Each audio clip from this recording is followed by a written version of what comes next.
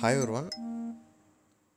Everyone ఈరోజైతే మనం ఇంటర్మీడియట్లో ఒక గ్రూప్ని అయితే మనము ఎక్స్ప్లెయిన్ చేయబోతున్నాము. సో చాలామంది 10th అయిపోయిన తర్వాత ఎంపీసా, బైపీసా, సిఈసా, హెచ్ఈసా, తర్వాత ఎంఈసా వీటన్నిటిలో కూడా చాలా కన్ఫ్యూజ్ అవుతారు. సో నేను క్లియర్గా చెప్తా చూడండి, జస్ట్ తక్కువ టైంలో. మీకు బీటెక్ సైడ్ వెళ్ళి మ్యాథ్స్లో తర్వాత టెక్నికల్గా వెళ్ళాలనుకుంటే డెఫినెట్గా ఎంపీసీ అయితే తీసుకోండి.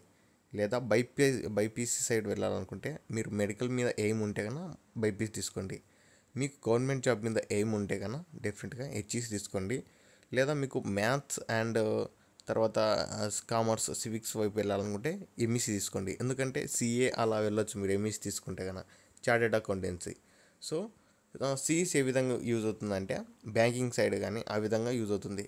సిఈసీ తీసుకున్న తర్వాత మనకు బీకామ్ తీసుకోవచ్చు, బీబీఏ తీసుకోవచ్చు.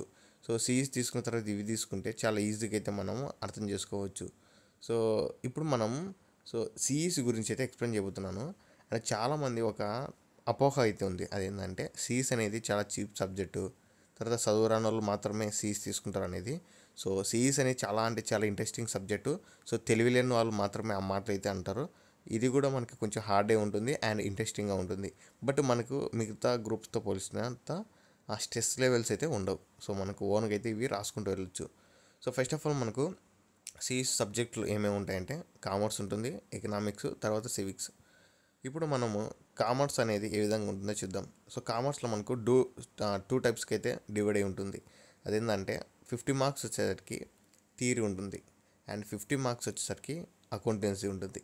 50 మార్క్స్ మనకు ఏదైనా సరే, ఏ దాంట్లో సరే మనకు పాస్ మార్క్స్ వస్తే అది ఎలిజిబుల్ అవుతుంది మనకు నెక్స్ట్ పాస్ అవ్వడానికి పబ్లిక్లో. సో ఒకవేళ మీకు హాఫ్ మార్క్స్, ఒక 10 మార్క్స్ థియరీలో, తర్వాత మిగతా 15 మార్క్స్ వచ్చేసి ఒక 18 తర్వాత 19 మార్క్స్ వచ్చేసరికి అకౌంటెన్సీలో వచ్చినా సరే మీరు పాస్ అయిపోతారు. సో రెండు ఒకటే, బట్ మనకు 50-50గా డివైడ్ చేయడం జరిగింది అంతే. సో 2 పార్ట్స్ లాగా.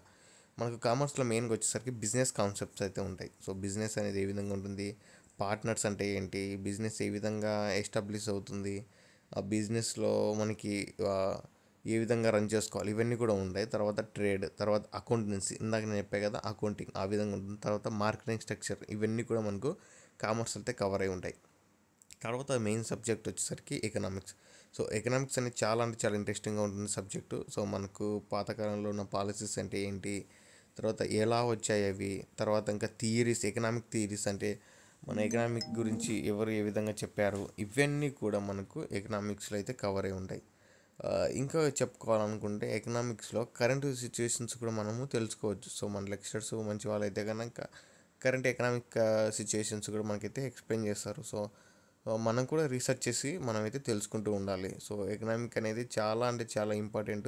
సో ఇప్పుడు ఎవరైతే మన ఎంపీసీ, బైపీసీ వీళ్ళు ఉన్నారో వీళ్ళందరూ కూడా ఎకనామిక్గానే లింక్ అయి ఉంటారు ఇండైరెక్ట్గా. సో తక్కువ సబ్జెక్ట్ అయితే కాదు మనకి ఇది. సో ఎవరు కూడా లోగా ఫీల్ అవ్వకండి. తర్వాత సబ్జెక్ట్ వచ్చేసరికి సివిక్స్. తర్వాత మనకు ఈ సివిక్స్లో వచ్చేసరికి గవర్నమెంట్ అంటే స్టడీ అయితే ఉంటుంది. సో గవర్నమెంట్ ఏ విధంగా ఫామ్ అయింది, తర్వాత గవర్నమెంట్ ఏ విధంగా ఉంటుంది, తర్వాత మన కాన్స్టిట్యూషన్ అంటే ఏంటి, సో ఇవన్నీ కూడా మనకు ఉంటాయి. తర్వాత పాలిటిక్స్లో కూడా